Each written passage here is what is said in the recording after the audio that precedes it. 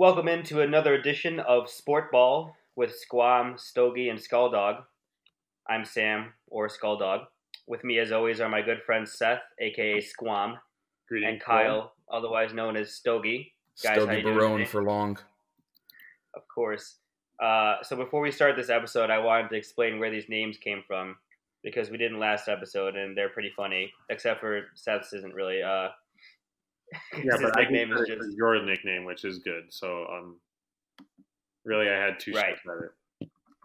Right. So Seth's is just his first and last name put together. Seth Squam becomes Squam. Well, not as far as I know, that's the reason for it, unless there's a more backstory. I mean, it's the first letter of my first name. My first last name put together would be Squam. Which, come to think of it, has a nice ring to it. That's true. It's the truth. Kyle, yes. Your nickname, Stogie, comes from the Christian name Stogie Barone. Yeah, so I guess I can explain this. I have a friend here at school who, for some reason, tweeted one day that he wished he had a friend whose nickname was Stogie and would walk around with a cigar in his mouth always. Mm-hmm. I never walked around always with a cigar in my mouth, but I occasionally smoked them, and I offered myself up to be Stogie. And then you guys learned of that, and it caught on. And just like Ray Barone from, what is that show called? Everybody Loves, How I Met Your Raymond. Everybody Loves Raymond. I am I'm the go-to sports guy in the group. So you put them together, and you got Stogie Barone for long, Stogie for short. Just brilliant. My nickname Skulldog is short for Skulldog Millionaire, which is play on my last name Scully, and the movie Slumdog Millionaire, which I've never seen. Phenomenal film. Given to me by Seth, but I just take credit for it anytime anyone asks about it. So much like most things. There you have it. So now that we've effectively lost our 5 listeners by talking about our nicknames for 5 minutes, let's go ahead and move on to the rest of the podcast. This episode is going to be a midseason NFL checkup. So we just finished. We're recording this on a Monday. There is one game going on, but there's one game going on. It is the Patriots and the Bills, so I think we know how that's going to go. Right, the Bills should win easily. Mm-hmm. And so I wanted to start with a segment called "Who's Ass and Who's Grass," which no one will find funny but us. No one knows. Yeah, so ass is who's ass and grass is who's good for some reason. Basically, who's real and who G for good, G for grass. Exactly. So these are teams who either have a surprisingly good record or a surprisingly bad record, and we kind of want to discuss, do we think they are what their record shows, or are they more like who we thought they were coming into the season? They are who we thought they were. Nice. Yeah. Had to get that one in there, didn't you? Yeah, shout out Arizona Cardinals head coach. What's his name? You think I'd know? Dennis Green. Sure. Although I prefer Steve Blue. All right, so Dennis used to coach the Vikings too. Didn't Steve as well? Yeah, Steve Blue was one of our greatest coaches. All right, so the first 2 teams I wanted to talk about are both from the NFC East, which is just a bloodbath right now. And by bloodbath, I mean a collection of not good teams. So I wanted to talk about the Washington Redskins and the Philadelphia Eagles. Wet shower? Yeah. Okay. So either one of you go first and tell me what you think about these teams. I guess I'll start. So Washington had no clue this was going to happen, obviously. The signing of God, man, I can't think of anyone's names right now. Adrian Peterson, Jesus, dude, he's been in the league how long? I couldn't think of his name. I did not think this was going to go anywhere near as well as it's gone. I mean, the man just almost rushed for 150 yards the other day. Some might say he's a generational talent even at his age. I think he's like 57 at this point, but somehow he's become the backbone of the Redskins offense, and it hasn't faltered. So I really don't know. I don't know if it's real or not. Do any of you guys have takes on if you think this can be sustained with Adrian Peterson holding down a team? I have a strong take, but I don't know if Seth does. I mean, I obviously didn't expect this either, but given what Adrian Peterson's track record is and his ability to overcome limitations that would leave other people, on the bench after he came back from his ACL and nearly set the I think he led the league in rushing the next year. I would not count out Adrian Peterson even at this age.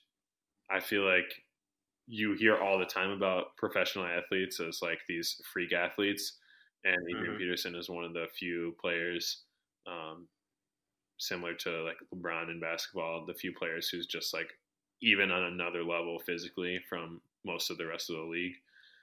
So I could see it continuing, but then again, Father Time is undefeated, so eventually he'll obviously decline back, and running backs historically do not have the most longevity. So I'll be interested to see what happens the rest of the season, but I would lean more that he could keep it going than not. Before Sam goes, I'm just looking at his game logs for this year, and there's been 2 instances where he has been held to 20 yards or less, and it was in their 2 losses.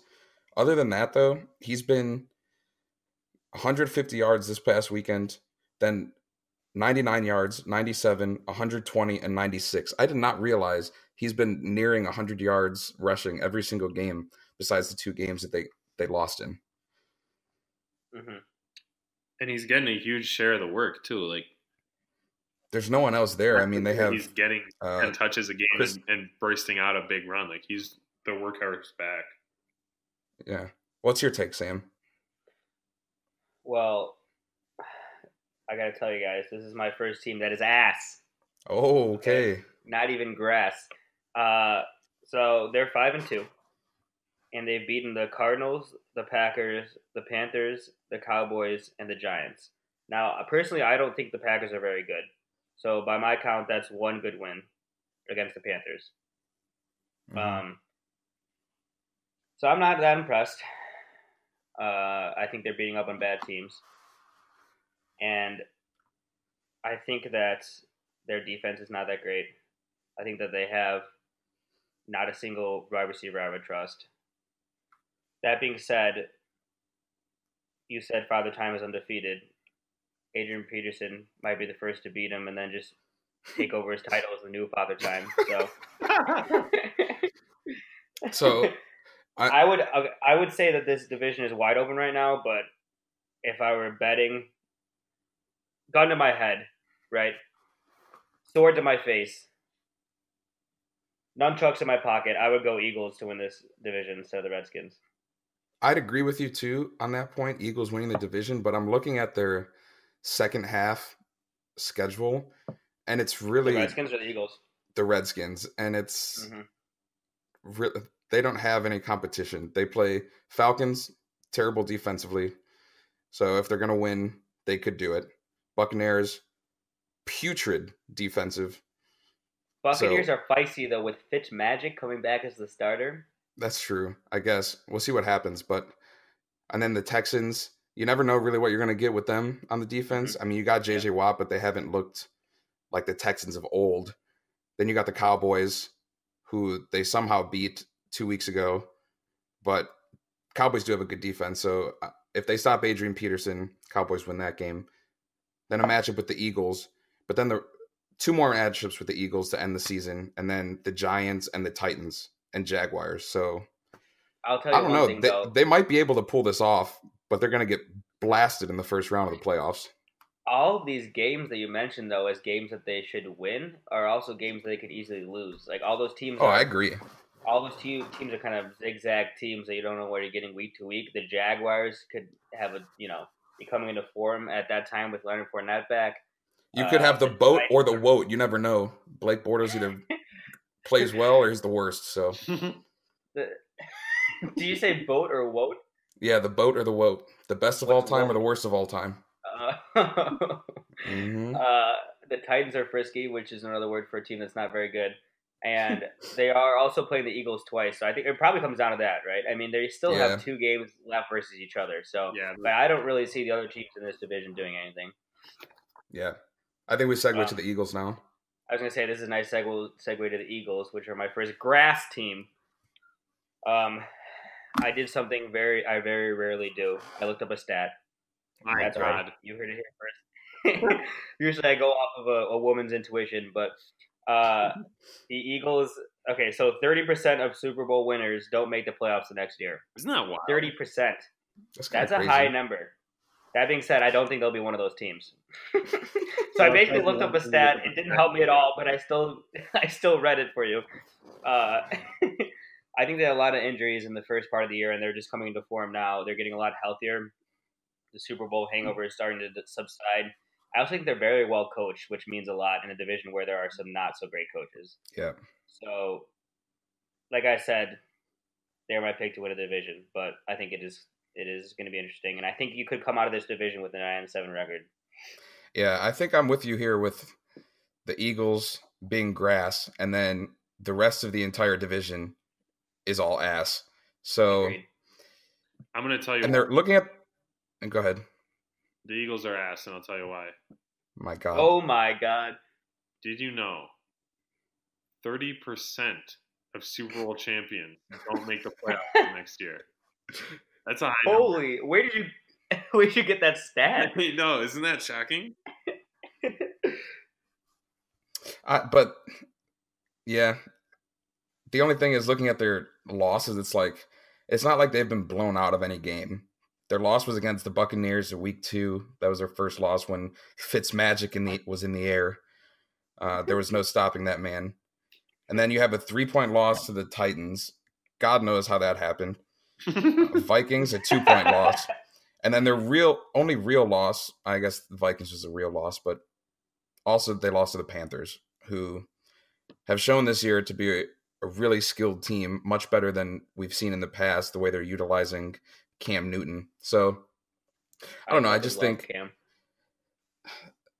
this division at this point is completely up for grabs for either Washington or Philadelphia. I guess Dallas, too. They're only 2 games back, but I don't have any faith in Dallas. So, if I'm picking anyone to win this division, it's got to be Philadelphia.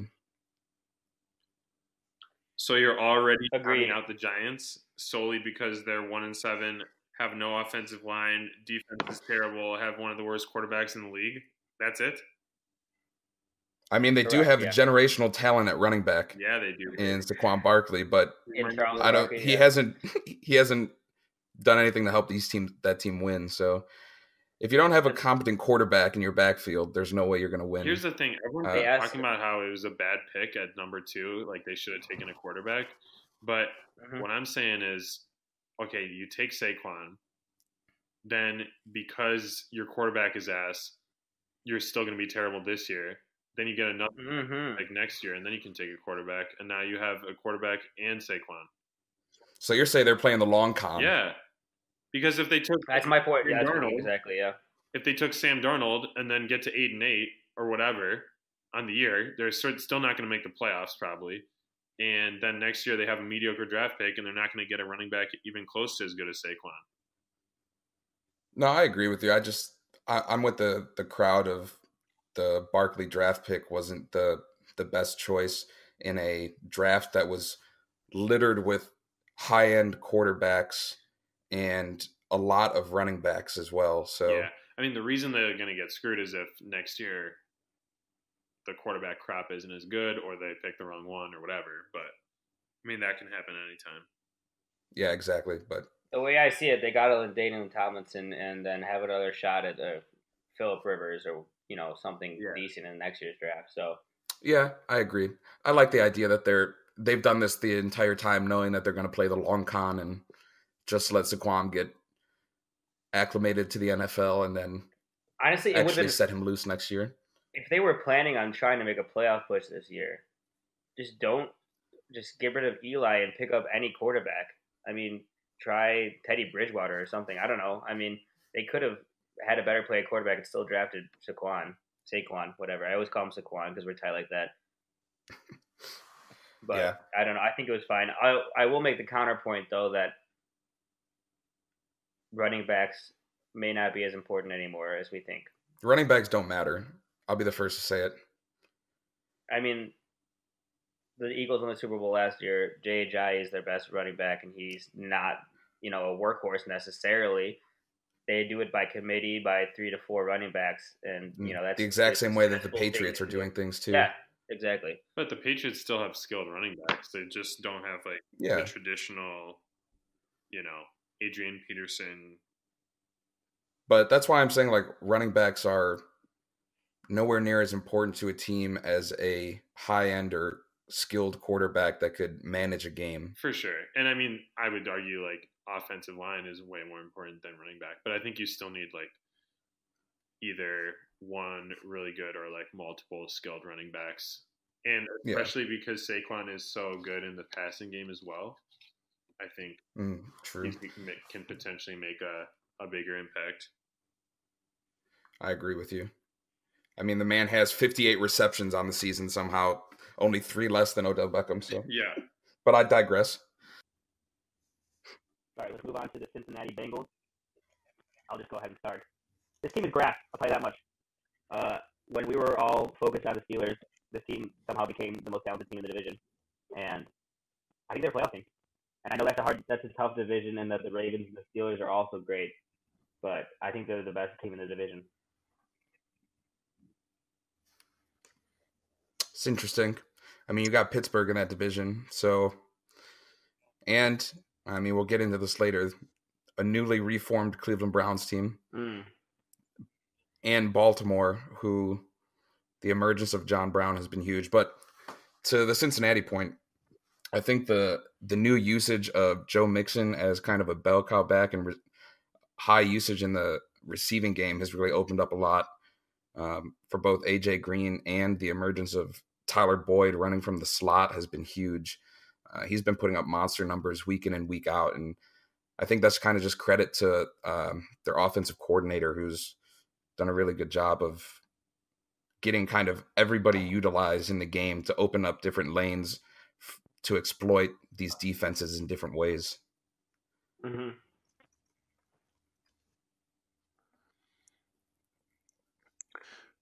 I think, I mean, you know what Matthew Berry calls the Cincinnati Bengals. So Cincinnati boners, because whenever you have faith in them, they bone you. But I think I would still pick the Steelers if I had to pick one to win the division. I think obviously I think they've kept things together reasonably well given all the circumstances with Le'Veon. And James Conner's obviously filled in very well, and we'll see if Le'Veon ever comes back and how that might impact the team. But they just have such a potent offense and a track record of success that I would lean towards them over the Bengals. Although I have Tyler Boyd on my fantasy team, so I'd be okay with them doing well. Yeah, I think that's going to be a very interesting division to watch going forward. One of the rare divisions where you have 3, I think, good teams.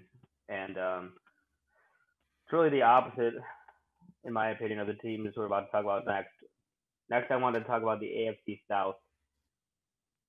So, all of it. Whichever teams you guys want to talk about, there's 4 teams, and they're all kind of jumbled together right now.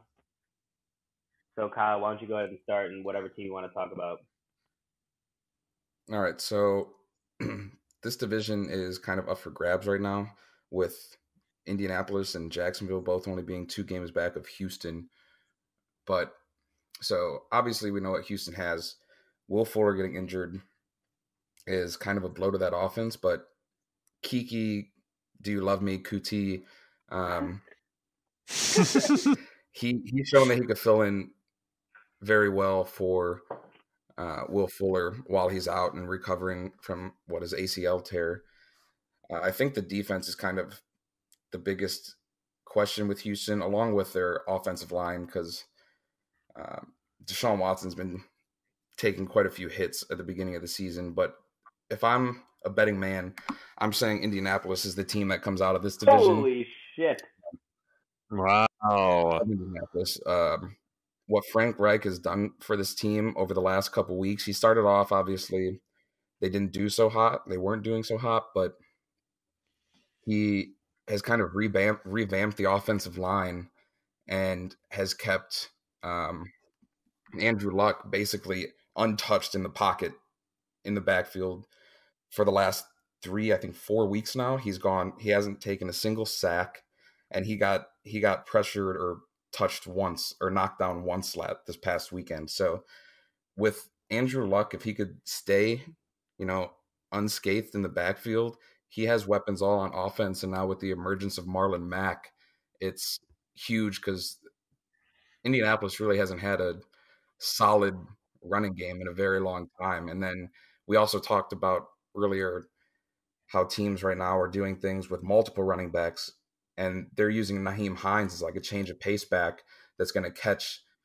4 or 5 passes out of the backfield to switch things up.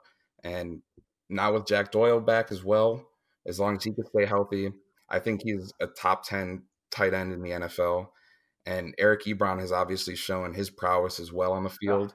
So I think there's way too many weapons that if Andrew Luck's going to be able to stay back and actually pass, there's just no stopping the Colts. Their defense has looked a lot better as well recently. So that's kind of my spiel on the Colts and why I think they kind of the second half of the season just run away with this division. Well, as far as the Texans go, I want to talk about them a little bit. They're on a 5-game winning streak, which has been the least impressive 5-game winning streak I've ever seen in my life. Deshaun Watson nearly lost a lung and somehow had to take a bus to the last game, to the Jaguars game, instead of a plane with everyone else, which took him 12 hours to get to the game. I think that they have perhaps the worst offensive line in football, but I trust Watson to be able to handle getting a lot of pressure. I've seen him, get out of many would-be sacks. And on the other end of the ball, a lot of smart people say that the key to an elite team is an elite defensive line. By smart people, I mean Dick Buckets, of course. And sorry, I had a notification. They have J.J. Watt and Jadeveon Clowney, who, by my calculation, are good at football. So I think the defensive line and Watson can certainly lead them to the playoffs. That being said, this division is wide open, and I'm looking at the Jaguars at 3-5. I find it hard to believe they're really that much worse than last year. And I think that once they get Fournette back, they'll make a run. And that's, right around the time you want your best player back, or one of your best players. Now, they do have the scourge of Blake Bortles as their quarterback, which is a little bit of a hindrance. But even if that defense... Not when you get the boat, but when you get the woat. Exactly. Even if that defense is a little worse than last time around, I still think it's good enough to win this division or at least get a wild card. I was looking at their schedule so far. The Jags have they beat the Patriots in week 2, and then it's kind of been all downhill from there. They've lost their last 4 games. They had 1 win in their last 6. That was against the Jets, who are ass. And then they've lost now to Tennessee 9-6. Yikes. And then they lost to the Chiefs, Cowboys, Texans, and Eagles, which are all decent teams, right? Definitely the Chiefs, one of the best teams in the league, and then the other 3 are solid for sure. So I agree they're going to benefit from Fournette coming back. On the other hand, I just feel like they're on kind of a low. Like they got up on a high after they beat the Patriots, but honestly, the Patriots always start slow. So I feel like that was a more explanation for that game than the Jags doing well. And I'll be interested to see if they can turn it around, but certainly not much of what we've seen so far this year gives me any confidence that they're gonna, do better the rest of the season. The other thing is too, I know we're going to talk about fantasy later, but I remember at the beginning of the fantasy season we were talking about like which defenses to draft high if you should draft a defense at all before the second to last round. And it's like very seldom does the number one scoring defense in fantasy, which translates usually to the best defense in real football as well. Very seldom are they the number one scoring defense the next year. So I'm not too surprised that after Saxonville last year, that the Jags defense has fallen a little bit short this year. And we just talked about how running backs, aren't really game changers most of the time.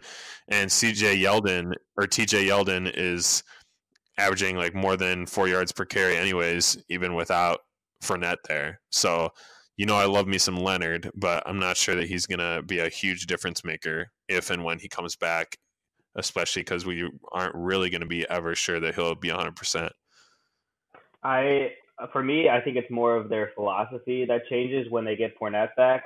They're actually one of the most pass-heavy teams in the league right now, and that's because they've been missing Fournette for most of the time. And you do not want to be one of the pass-heaviest teams in the league if your quarterback is Blake Bortles. So what I think is when Fournette comes back, they start to do that ground and pound. And if the Jaguars have a lead, they're able to protect it. It's if they get down by a couple of scores that there's no way they can come back. So I'm hoping that once Fournette comes back, they start to run and play good defense, and that bolts them into the playoffs. Because I would love to watch me some Blake Bortles playoff football. So I also want to discuss a team that we haven't yet. So the Tennessee Titans, their ass. I have a hot take for you. Was that it? Because I wasn't very hot. Marcus Mariota is not a good quarterback. That's fair. All right, that's it. All right, let's move on to the entire NFC North I have written down here because, boy, I mean, we all have some stock in this division, and it is wide open right now. Yeah. My favorite, I told you guys this earlier, but for our 4 listeners, maybe 5, we'll see what happens. Crossing our fingers for that 5th. Yeah. One of the best things that I read earlier today was that over the last 3 weeks, Chicago has gone from first place to last place, back to first place. That's how wide open this division is. Gaping. Yeah. So obviously y'all are pulling hard for the Bears. I might have slight bias towards the Vikings. I think going into the year, we certainly thought the Vikings were the favorite in the division. Although that was probably before the Khalil Mack trade, which definitely has helped the Bears defense immensely. Vikings just had a tough loss yesterday to the Saints. Obviously, the Saints are a great team as well. So I'm still optimistic about our chances going forward. I think we've been talking about running backs, but certainly the injury to Dalvin Cook has not been helpful to the Vikings. It sounds like they're going to hold him out until after our bye week, which will be not next week, but the following week. So I think we had an incredibly horrible loss, which I happened to witness in person, which was demoralizing and honestly downright blasphemous. But otherwise, I think the Vikings will be all right, and I still have faith in us the rest of the season. Sam, I disagree with your take that the Packers are ass. Mm-hmm. Are they quite grass, though? They're more like sod, perhaps. I like that. That's fair. I like a good sod. I mean, any team with Aaron Rodgers as your quarterback can't be ass. They certainly put up a good fight yesterday against the Rams. I watched the end of that game because it was on before the Vikings. For me, Aaron Rodgers and his team remind me kind of LeBron and his teams in the past, like, for instance, the Cavs of last year, where you have an MVP caliber player, possibly the greatest of all time, and not a great team around him. But the difference between football and basketball is that, first of all, it's played with a different ball. What? But it's all sport ball, though, as am I right, gang?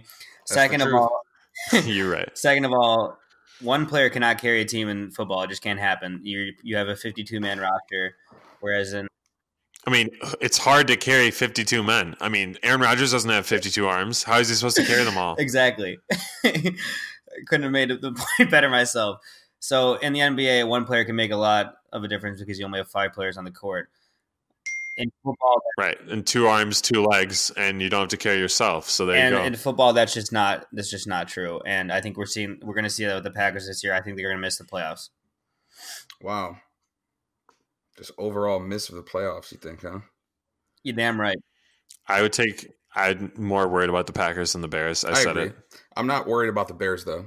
So they're my team. Let me rephrase that. If I'm the Vikings, which I am, an integral part of their organization, I feel like the Packers are more of a threat than the Bears. See, I'd have to completely disagree with that statement. One, I think Mitchell Trubisky over Aaron Rodgers any day of the week. I'm kidding in that statement, but the defense I think is the big thing for the Bears, which has obviously been evident throughout the first couple weeks of the season, or I guess the first half of the season already. Jeez, they just have one of the best defenses in the NFL with the signing of Khalil Mack. He was just an instant game changer, and it's been horrible for other teams trying to establish anything on offense against the Bears. I mean, you have the corners and the safeties are playing very well too, which has been a big problem for the Bears in the past. Shout out Chris Conti. I think he's in his grave now after being stiff-armed to hell by Vance McDonald a couple weeks ago. Nightmare. But Matt Nagy, I think, is kind of coming into his own with his play calling, and Trubisky has bought into it 100%, and so has the rest of the team. And we've seen that over the last couple weeks with the higher usage of Tariq Cohen, both as a running back and a pass catcher out of the backfield. And just the distribution of the ball, you never know, is Trubisky going to get flushed out of the pocket and run for 20 yards? Is he going to dump it down to Tariq Cohen to run for a 70-yard touchdown? Is he going to hit Allen Robinson out of the slot? Or is he going to hit why can't I think of our tight end's name right now? He's on our fantasy team. Is he going to hit Trey Burton? There's just so many options on this offense, and they're kind of starting to click on all cylinders. So I think the second half of the season is obviously going to be the determinant of if they make the playoffs or not. But I like their chances a lot more than both Detroit and Green Bay to make the playoffs. I think Minnesota is going to be the one hard team to fight off to keep the number 1 spot in the NFC North. So I have a couple points about the Bears. First of all, I know I've told you guys this in person, but I'd like our 5 listeners to know that I think that Matt Nagy's look with his bald head in a visor looks like an egg poking out of the ground. If a team with that fashion forward of a quarterback doesn't win the NFC North, I don't know who will. I also think that Mitchell T might not be good at football. Certainly not a quarterback. How dare you? He's a great running back, though. I'll tell you. But I think what we're seeing with the Bears, and maybe it hasn't fully happened yet, is the best thing to have in football now is a quarterback who's decent on a rookie contract, because then you have money to spend elsewhere. We saw this with the Rams with Jared Goff. We saw it with the Eagles with Carson Wentz.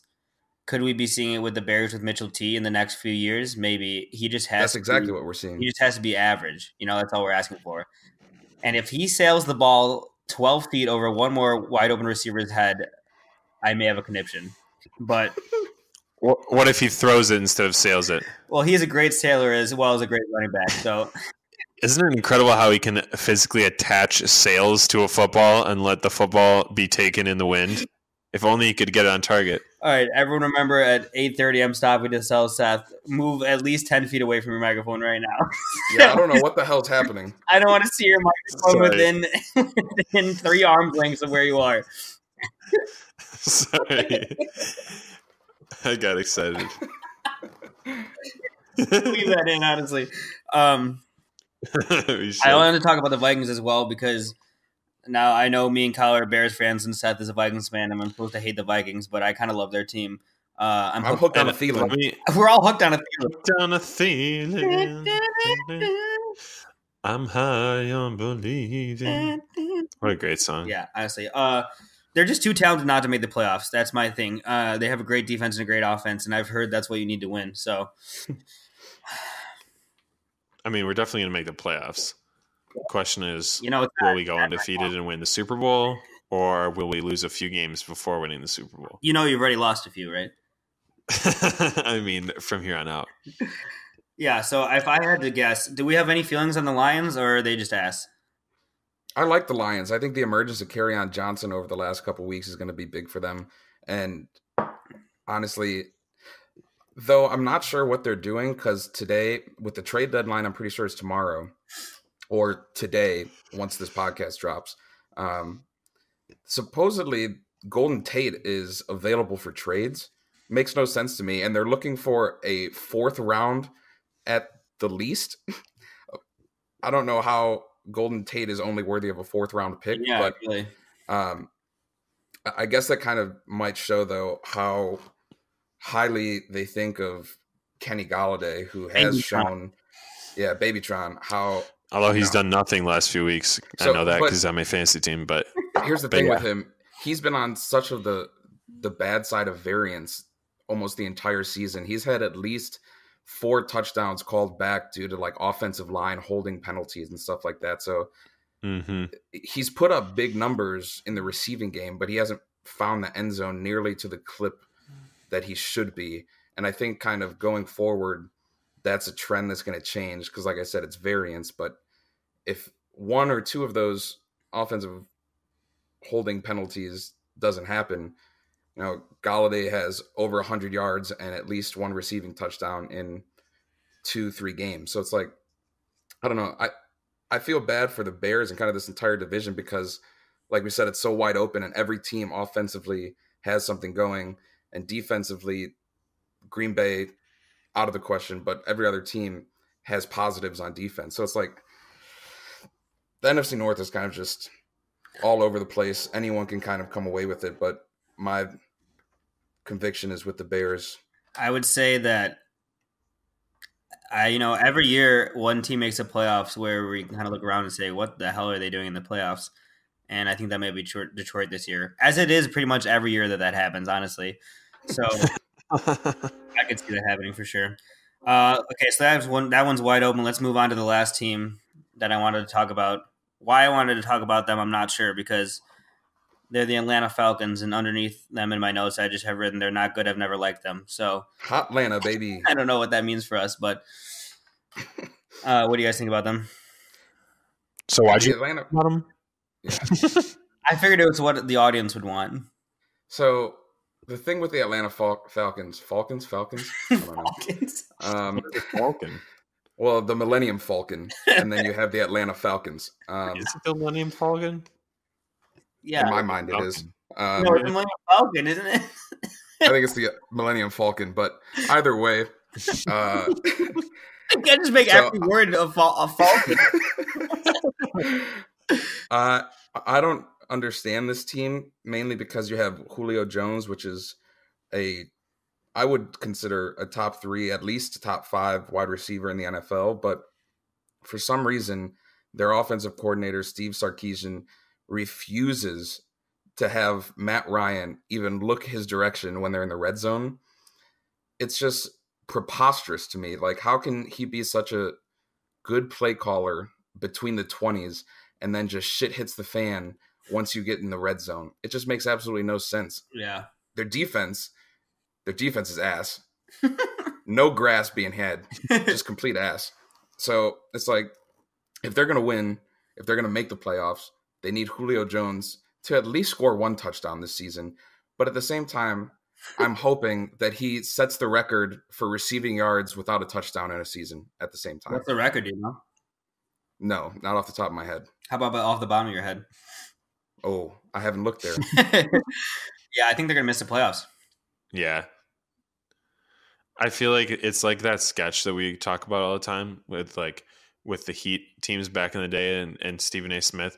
Mario Chalmers should not be anywhere near basketball. That's what Steve Sarkisian says is like, in the red zone of an Atlanta football game, Julio Jones should not be anywhere near a football. Why do you think that is beyond me? Yeah. That was, well, first of all, astounding comedy, astounding imitation. Really had it all. Should we move on? Yes. All right. Oh wait, hold on. I found this. Before we move on, so in 1991, Al Toon recorded 963 yards without a touchdown, and Julio Jones, right now he's fourth on the list. He has 812 yards without a touchdown. He might have a 2,000-yard receiving season and not score a single touchdown. Holy shit, that would be like, what an absolute anomaly. Yeah, that'd be a wild sports anomaly. When right. Our grandkids are on our lap, we can tell them that we saw Julio Jones. We saw him. That's one time at Applebee's, I happened to see Julio Jones. All right, so let's move on. I want to predict the 6 playoff teams in each conference. So you kind of may have gotten a feel of who we like from what we've said already, but let's just run through them. So, should I go or what? Go right ahead. You're damn right. Okay, so in the NFC, these are in no particular order except they are in the order of seeding. Yeah. All right, so 1, I have the Rams. 2, Saints. 3, Vikings. 4, Eagles. So those are my 4 divisional champs. Then at 5, I have the Panthers, and at 6, I have the Bears. I did another thing that I rarely do, and I looked at schedules. I know, shocking, right? The Bears have a pretty easy schedule upcoming. We get to play. Mm-hmm. We get to play the Bills, the 49ers, the Giants. So right there, give us 3, please. Okay, so you'll have 7 wins on the season. And then we have 2 against the Lions. I bet we win the one at home. And I bet you that we're winning against the Packers at home as well, since we almost beat them in Lambeau. Let's say that they split the Vikings as well. Okay. 10. Now you're getting ahead of yourself. I'm going to say that they're going to lose to the Rams. Hot take. I feel like the Bears have had an easy schedule so far. The only teams they've beaten was Seattle, Arizona, Tampa Bay, and New York. Yeah, and Seattle has a slow start, so they've basically beaten 3 ass teams. Yeah, but they also lost to the Packers by 1 point, and that should have been a win. Lost to the Dolphins. I have no clue how. That's kind of I don't know what happened. And the Patriots, Tom Brady did Tom Brady things. That we only lost by a touchdown. We could honestly be undefeated right now. But I digress. Including preseason games, I would say that I'm just saying there's a roadmap to 10-6. I think it's definitely doable. It's a roadmap that the Bears have lost, and they're standing out in the car trying to get their GPS to work again. But there is a roadmap. Exactly. As long as he doesn't follow the roadmap into the lake to the right, even though it tells him to turn. Nice office reference. All right. The GPS is bare right. There's a lake there. All right. What's your AFC, Sam? Oh, I was going to go. Should everyone go NFC first? Yeah, we could do that too. All right, Kyle, go. All right, so I'm going to go with the Rams. Mm-hmm. Is this in no particular order, in descending order as well? Yes, that's exactly what I'm trying to do here. So I got Rams. I got the Saints. I have Philadelphia, Chicago, Minnesota, and Carolina. So we have the same teams, but we have the Bears and Vikings switch, correct? Yes. Okay. Seth, I assume you'll have the same teams, but the Vikings and the Bears switched again? Absolutely not. Under no circumstances. So obviously the Rams and the Saints are in. I will take the Vikings to win the NFC North. We talked about the NFC East. It's kind of wide open. I will go with the Redskins winning the division slightly. Boy. Or as I should say, the Washington professional football team. Yeah, can they just get rid of the name already? My wildcard teams are the Packers of Green Bay. Oh my God. I said it. You said they're only sod, though. They are sad. But it's sad being walked on by Aaron Rodgers. And the Seattle Seahawks of Seattle. Okay. Oh my gosh. Just because you wed and bed Russell Wilson doesn't mean you can just come in here and say that they're going to make the playoffs. I disagree. I think it's precisely because I make love to Russell Wilson on a regular basis that I can say that. You know, I could see Seattle. So, you know how I talked about earlier that one team where we're like, why the hell are they in the playoffs? Yeah. Seattle is the other candidate for that, for sure. I could see it, but I don't believe it. I can hear Although it. I can't smell it. I was looking at their schedule. They still have to play the Rams, the Vikings, and the Chiefs. So it might be tough. And the Packers. Godspeed. But they finish up with Arizona. So you know that if they're neck and neck going into week 17, they'll have an easy way out of it. So and 2 games against the 49ers. I could obviously see the Panthers getting in. But my main thing is I do not expect the Bears to be in the playoffs. Well, you're clearly just anti-Bear, and we won't have this on this podcast. Okay, should I just stop recording then? Or? Yeah, go ahead and see yourself out. All right, let's go on to the AFC here. So here are my teams in no particular order, in a descending order. Number 1, the Chiefs of Kansas City. 2, the Patriots. 3, the Bengals. 4, the Texans. Those are my 4 division winners. Coming at 5, the Chargers, formerly known as the San Diego Chargers. And coming in at 6, this one will shock you. The New York Knickerbockers. No, I'm kidding. It's the Jaguars. Oh my God, the Jaguars, you said. Listen, in Blake we trust, okay? Yeah, you're not wrong. Yeah. I think that, I talked about the Jaguars already. The AFC, really, once you get down past the division winners, cheeks. Not true. So I'm just going to tell you right now. Decent, but other than that, go ahead. I have for the AFC divisional, almost the same as you. I got Kansas City, got New England. I'm going to take Pittsburgh, though, over Cincinnati. And then I'm going to say Indianapolis out of, the AFC South. And then for the wild card, Houston and, wait for it, the New York Knickerbockers. The Baltimore Ravens. Wow. Yeah, I said it. That's going to be the AFC team that we say, how the hell did they make it here? There's always got to be one. Always. Seth? I think in descending order, in no particular order, the Patriots and the Chiefs are for sure in. I'm going to agree with Kyle. I will take the Steelers, and I will take the Texans to win the South. And then I think I'll take the Cincinnati Boners in the wild card. And I like the Colts as well. Okay. Yeah. Spilling blasphemy all over this podcast. Hop on the train. There's room. Honestly, the safer bet is probably the team formerly known as the San Diego Chargers, currently known as Los Angeles Chargers. But what are they going to be known as in the future, though? Exactly. That's really why they're not going to make the playoffs. It's just they have an identity crisis, not really knowing where they are, who they should be. So I'm going to deface myself again. I said that the AFC North has 3 very good teams, and I only put one of them in the playoffs. Classic. The AFC North has 4 very good teams. Okay. Which is a great segue into our next segment. Right. Well, we had a segment before that, but you're just going to take over this podcast, aren't you?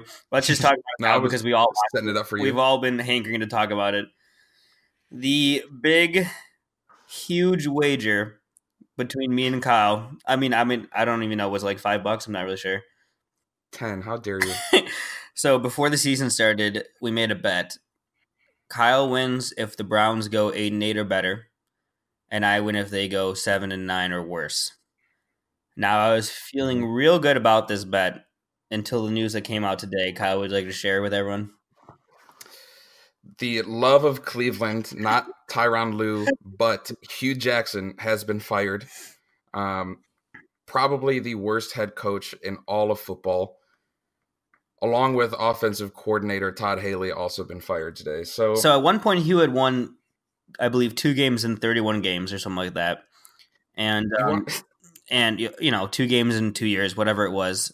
If in any other career you were that bad at your job, you would be fired much before he was. You want to know the funniest part about this? Is Hugh Jackson has now been fired in his most winningest season with the Browns. It's like if you were an accountant and you balance the books correctly 2 times out of 35 years, you'd be Kevin Malone, and then Dwight Schrute would be hired as manager and fire you. Spoilers. Wow. Nobody who watched Wait for telling us spoilers after the fact. But so here's the thing. Obviously, the Browns are 2-5-1 right now. They should be at least 500. If it wasn't for the atrocious, not even just coaching, I don't know how you can't get a competent kicker to kick a field goal or even an extra point against the Saints to win a game. The Browns have somehow figured out how to do it. But thankfully, my guy that I follow on Twitter, everyone should follow him that has a Twitter. His name's Warren Sharp. He's a NFL guy. He's an analyst pretty much. He has been a Hugh Jackson hater since Hugh Jackson has been born, and Hugh Jackson's older than him. So Hugh Jackson came out of the womb, he said, "I hate you." Yes. He stood in the back corner of the delivery room and said, God, he just scathed that man. But so he posted this today. The Browns right now are plus 11 in the turnover margin with a 2-5-1 record through 8 weeks. Since 2006, there have been 38 teams with a plus 8 turnover margin or better through 8 weeks, and not a single one has had a losing record. Since 1975, there have been 71 teams with a plus 11 turnover margin or better through 8 weeks. None of them have had a losing record, except the 2018 Browns. Wow. The sky is the limit for this team right now. If there's any type of competency at the head coaching position, I like the Browns to – they're probably – I hate to say it, they're probably not going to get to that 500 mark.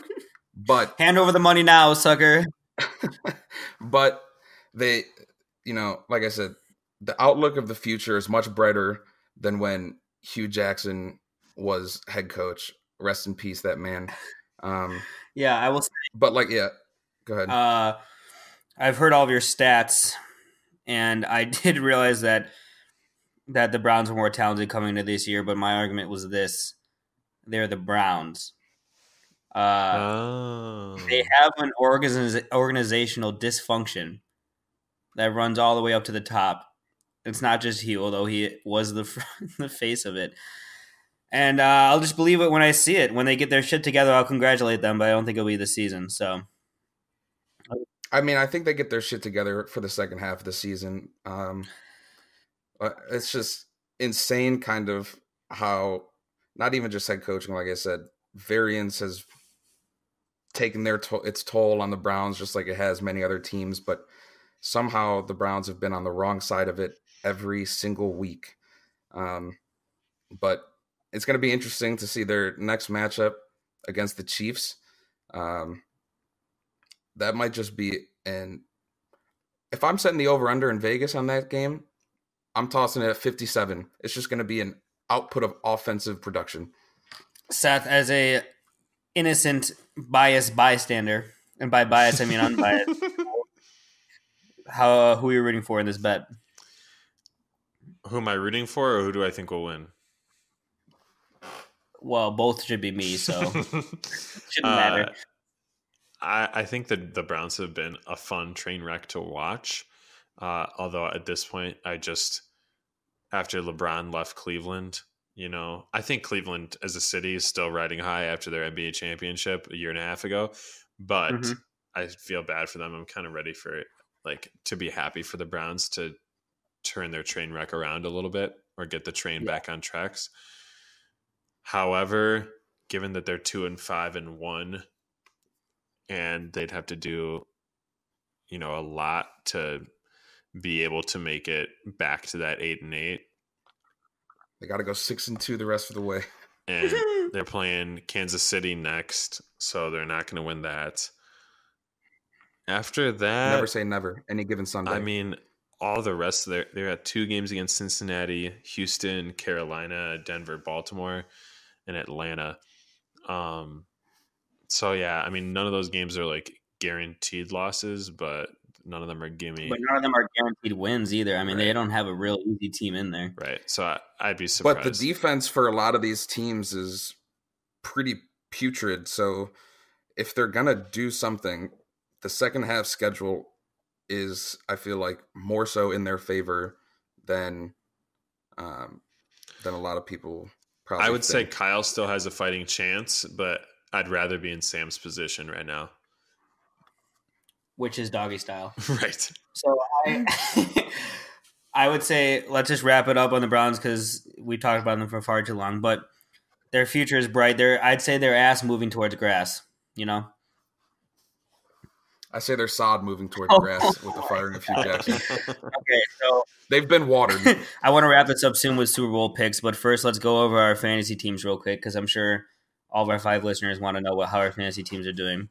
So we are in a league called the Matt Rossetti Memorial ACT League, named by me. You're welcome. Where the person who comes in last in the league has to take the ACT. So last year, our good friend Matt Rossetti got last and had to take the ACT, and it was one of the funniest things that I've ever been a part of. We all made posters for him, and we're there to cheer him on as he walked out of the ACT with a bunch of high schoolers. They all thought it was hilarious too. Got a 26 though. Shout out to the man. I can just see him taking this ACT 10 years in a row, and by the time he's 40, I can see the headlines in our local paper. Local man gets 36 on ACT after 10 years. But so let me just talk about my team real quick. This is a very competitive league because everyone's desperate not to take the ACT. So everyone's locked in. No good players are on the waiver wire. Everyone knows what they're doing. Sam, do you realize your team, as we speak, as we record right now, is tied with Ben 140.4 to 140.4? Holy shit. Oh my God, a tie right there would be There's 6 minutes left in the Patriots game. And oh my God. And you are both I don't live by projections by any means. Fuck. But you're still both projected to tie this week. I needed White and Julian Edelman to outscore Tom Brady and the Patriots defense by 15, and they just might do it. They're getting close, yeah. But so Brady I just want to say something about my team, which I just realized the other week, but my team's 4-3, so we're pretty decent. We're second in the division. My first 2 draft picks were Leonard Fournette and Dalvin Cook. Which should submarine your team, right? Because neither of them have played basically at all this season. But I turned them into Adam Thielen and James White somehow. So I'd say that was pretty good for me. Yeah. We're competitive. We're hooked on a Thielen. And, I mean, our division, everyone's at 4-3, 3-4. It's just this, no one's – and me and Kyle were talking about this the other week, but no one in this league is bad. It just comes down to really – everyone makes the right decisions. It just comes down to kind of luck. So allow me, along that theme, to complain for a little bit. Somehow, I'm sure everyone thinks about this too. This is great. Somehow, I have Saquon Barkley, Kareem Hunt, and Julio Jones, all of whom were first round, if not early second round draft picks, right? In most leagues, and yet I'm about to go into 3-5. And I have the 3rd most points scored of any team in the league, and I'm going to be in the bottom half. However, things are looking up. My boy Russell Wilson, as he always does, has started to turn it on. last 3 games, he had 19.9, 20.9, and 23.4 points. So he's really getting going now. Latavius Murray, who is in for Dalvin Cook, who Sam traded me, seems to only score when I bench him. So maybe I should just keep benching him, and then he'll gain confidence. So it's just, I don't even know. Larry Fitzgerald suddenly is back to being a football player. Scored a touchdown the last 2 weeks. He had 102 yards this week. I thought he played basketball. It's the new coaching change. That could be. And maybe I'm going to have to throw him in the lineup, and I need to see it for a couple more weeks. Kenny Galladay has been a little disappointing. But overall, I feel really good about my team. And I think I still have a fighting chance of making the playoffs, even though I'll be 3-5. And I'm certainly confident that I will not be taking the ACT. Fast forward to 6 months from now when I'm doing ACT prep classes. Yeah, so for my team, Stokey's my homies. You know, I got the boy, Patty Mahomes. Patty. I am also sitting at 4-3, just like almost the rest of the league besides Drew and shout out the boy Nick Merlina, Cam on my TDs. He did win this week, so don't look now. He texted me and said he's about to make a charge for the playoffs. I said I'll see it. I'll believe it when I see it. But so for this week, I beat the team in second place. Kyle, I noticed you had the bold move of not playing anyone in your flex. So here's what happened. All right, so Nick, Nick is in first place. He's got my God, he's at 5-2 right now. Defense just scored a touchdown. And oh shit. So here's the thing. Yeah, Nick had Todd Gurley, who we know decided not to score a touchdown at the end of the game on Sunday. The smart football play to not, 1, get injured, or 2, give the ball back to arguably the best quarterback in the NFL, Aaron Rodgers, to even attempt to try and come back in the game. And because of that, I was winning by 2 points. And I had Josh Gordon to play tonight, and I said, well, you never know what's going to happen. So I benched him because I was winning, and there's nothing else. And yeah, I mean, you gotta keep him straight sometimes. So Josh, if he knows what's good for him, he'll come out next week swinging. That confidence, you know. On the opposite side of that, I have Todd Gurley in another league where I was winning by 10 points tonight and facing the New England defense, who now has sealed the deal. I will be losing in that league. So damn you, Todd Gurley, for screwing me. So I have one more thing to say about fantasy. You know? I'm sure we've lost all of our 5 listeners by now because they don't care about our fantasy teams. But we lost them long before this. But my other team, my Yahoo League, so this was an auto-drafted team. The computer drafted 2 kickers and 2 defenses, with the first kicker being in the 7th round. And that team is now 7-1. That team is now 7-1 and in first place in the league. So fantasy is just stupid. There's no way around it. Okay, last thing I want to do before we sign out here is, fuck it, let's predict the Super Bowl, game. So I'm going to take Rams versus Chiefs, and I'll take the Rams to win.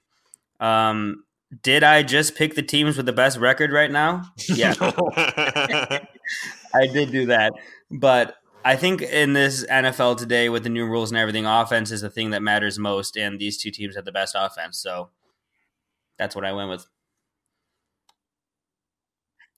I am going to agree with you on both points, actually. My Super Bowl is also the Chiefs and the Rams, but I think the Rams win it, and they go undefeated during the season. Wow. They're going to be the first team. You mean the whole season? Well, I guess if you win the Super Bowl, you would win all the playoff games, game. Kyle, you want to make a bet on that or what? Exactly. 20? Yeah. You want 20 big ones? Oh, my God. All right, you have a deal, sir. $20. I'll take the Rams and not go undefeated. Excellent. All right. Well, obviously, I can't pick what both of you guys picked. Right. Even though that's what you want. Yeah. And being a long-standing Vikings fan, the one thing I know about them is that they'll do whatever they can to break your heart in the most heartbreaking soul-crushing way possible. So after last year, we got the Minneapolis Miracle against the Saints to take us to the NFC championship game. And then we were just blown out of the water. This year, I think they'll go one step further and they'll make it to the Super Bowl and then find a way to let it slip through their fingers just so that my heart gets incinerated in a blender. So I'm going to take the Vikings and to lose in the Super Bowl to themselves. Well, we're going to kill ourselves. That's for sure. I mean that metaphorically speaking, that it's not going to be the other team that beats us, but it will be the team that beats ourselves. I think it'll probably be the Chiefs. Chiefs or the Patriots out of the AFC. But I'll stick with y'all and say the Chiefs at this point. Well, you heard it here first. I can't wait for all of us to be wrong. It'll probably be like Ravens, Cowboys or something outrageous, just because we picked the easy ones. You wash out your mouth right now. All right. Well, this has been a fun look at the NFL mid-season. So thank you guys for joining us, all 5 of you. Thank all of you for listening to the podcast that no one asked for, no one needed, and certainly no one deserved.